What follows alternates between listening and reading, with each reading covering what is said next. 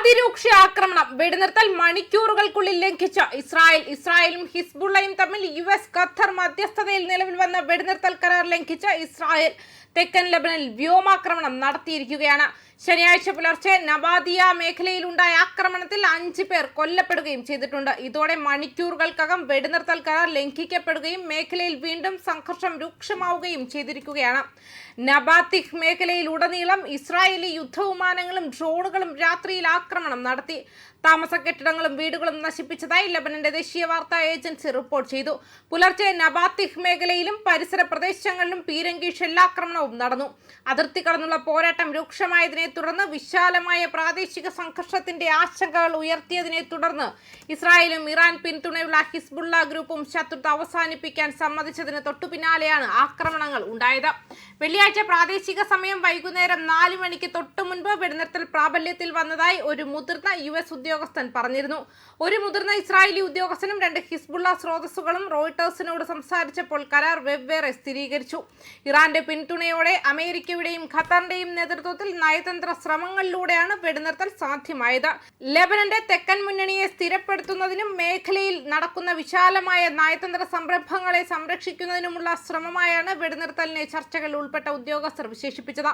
ഇസ്രായേലും ഹിസ്ബുള്ളയും തമ്മിൽ അടുത്തിടെ ഉണ്ടായ ഏറ്റവും വലിയ സംഘർഷങ്ങളിലൊന്നിനെ തുടർന്നാണ് കരാർ ഒപ്പുവെച്ചത്.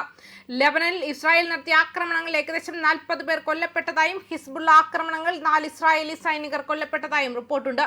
എന്നിരുന്നാലും വെടിനിർത്തൽ തുടക്കം മുതൽ ദുർബലമായി തുടരുന്നു. വെടിനിർത്തൽ പ്രാബല്യത്തിൽ വന്നതിന് ശേഷമുള്ള ആദ്യ മണിക്കൂറുകളിൽ ഇസ്രായേലി ആക്രമണം തുടർന്നതായി ലെബനൻ സുരക്ഷാ വൃത്തങ്ങൾ പറഞ്ഞു. Beaufort Castle, Ali Tahir Ridge എന്നിവയുൾപ്പെടെയുള്ള പ്രദേശങ്ങൾ ഭീഷണികളോട് പ്രതികരിക്കാൻ ഇസ്രായേൽ സൈന്യം പൂർണ്ണ പ്രവർത്തന സ്വാതന്ത്ര്യം നിലനിർത്തിയിട്ടുണ്ടെന്നും പ്രവർത്തനങ്ങൾ തുടരുകയാണെന്നും ഇസ്രായേൽ സൈനിക വക്താവ് ബ്രിഗേഡിയർ ജനറൽ എഫി ഡെഫ്രിൻ പറഞ്ഞു. സൈനികാടിസ്ഥാന സൗകര്യങ്ങൾ സംരക്ഷിക്കാൻ ഹിസ്ബുള്ള ശ്രമിക്കുന്നതായും വെടിനിർത്തൽ ധാരണകൾ ലംഘിക്കുന്നതായും അദ്ദേഹം ആരോപിച്ചു. ഈ ആക്രമണം വിശാലമായ പ്രാദേശിക നയതന്ത്രത്തെയും സങ്കീർണമാക്കിയിട്ടുണ്ട്. ലെബനനിൽ വീണ്ടും നടക്കുന്ന പോരാട്ടം പ്രാദേശിക സുരക്ഷയുടെയും ഹോർമുസ് കടലിടുക്കിന്റെ ഭാവിയുമായും ബന്ധപ്പെട്ട ചർച്ചകളെ തടസ്സപ്പെടുത്തുമെന്ന ആശങ്കയെ തുടർന്ന് USഉം ഇറാനും തമ്മിൽ സ്വിറ്റ്സർലൻഡിൽ നടത്താൻ തീരുമാനിച്ചിരിക്കുന്ന ചർച്ചകൾ ആദ്യം മാറ്റിവെച്ചെങ്കിലും വീണ്ടും പുനരാരംഭിക്കാൻ ഒരുങ്ങുകയാണ്.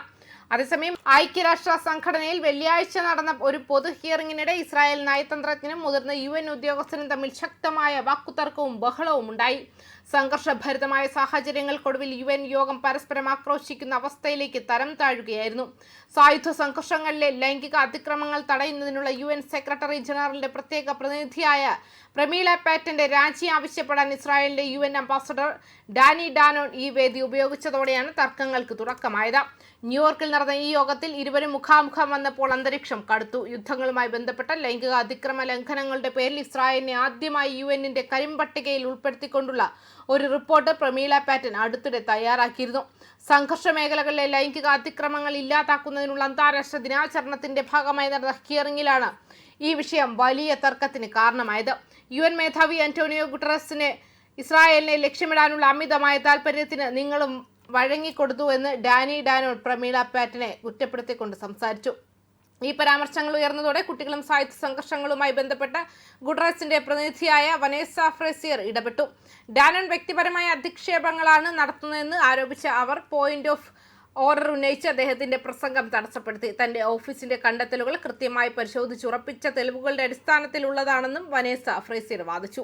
ഇസ്രായേലിനെതിരെ ഒക്ടോബർ 7-ന് ആക്രമണം നടത്തുകയും ഗാസ യുദ്ധത്തിന് കാരണമാവുകയും ചെയ്ത ഫലസ്തീൻ സായുധ ഗ്രൂപ്പായ ഹമാസിനെയും പാറ്റനെയും ഫ്രേസിയറുടെയും റിപ്പോർട്ടുകളിൽ കരിമ്പട്ടികയിൽ ഉൾപ്പെടുത്തിയിട്ടുണ്ട്. ന്യൂസ് ഡെസ്ക് കർമ്മ ന്യൂസ്.